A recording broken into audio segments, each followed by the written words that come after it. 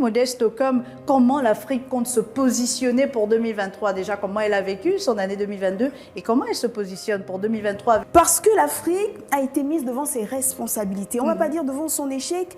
Les différentes crises que l'on endure depuis quelques années déjà ont montré à l'Afrique que malgré le fait qu'elle se targue sur le toit du monde, qu'elle a des ressources naturelles importantes, elle est encore très loin derrière. Parce que l'industrialisation n'est pas en place. Parce que la ZLECAf a eu du mal à démarrer. Parce que les jeunes qui sont la force du continent ne sont pas prises en compte. Parce que les femmes aujourd'hui se battent encore pour qu'elles soient incluses dans certaines décisions. Parce que l'économie informelle qui a fait toutes ses preuves pendant la pandémie de la Covid-19, on n'arrive pas encore à la réglementer, on ne comprend pas très bien où elle se situe. Oui. Donc il y a un ensemble de réalités qui ont fait en sorte que l'Afrique n'ait pas de choix et qu'elle se dise oui, là c'est le temps. Et puis l'Afrique s'est dit bon, il n'y a pas de souci, on me met devant mes responsabilités, je vais miser alors sur des chantiers urgents tels que l'industrialisation. Pourquoi pas? Vous le savez, récemment, les chefs d'État se sont réunis sous l'égide de l'Union africaine pour un sommet sur l'industrialisation où la zone de libre-échange continentale africaine était au centre des échanges pour essayer de trouver des solutions pour vraiment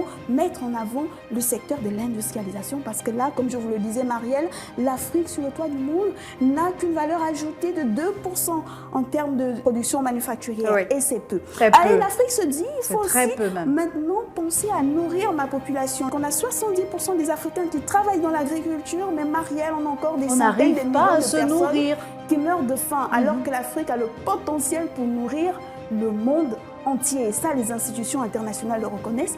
La Banque africaine de développement le crie à chaque fois dans ses rapports.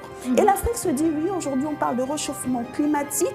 Je suis celle qui pollue le moins, mais je suis celle qui subit le plus les effets du changement climatique. Donc, en attendant que les décisions prises pendant les grands sommets soient appliquées, je vais essayer de trouver, moi, des moyens pour essayer de réellement appliquer la transition énergétique. Donc, vous le savez, le continent africain porte ou représente 7 des 10 pays les plus ensoleillés au monde. C'est pour vous montrer le potentiel qu'on a en termes de transition énergétique. Avec l'énergie solaire. Donc on peut miser sur la transition énergétique, respecter notre climat, notre environnement, ne pas le polluer, protéger notre climat et relancer nos économies. Donc c'est un peu tout ça, c'est ces chantiers-là sur lesquels l'Afrique va essayer de travailler sur 2023. Et on rappelle que l'inflation est toujours là, que la nourriture coûte cher, que les populations africaines essaient de comprendre, les institutions internationales disent qu'il faut communiquer. Il est important que les gouvernements communiquent, fassent comprendre clairement les choses aux populations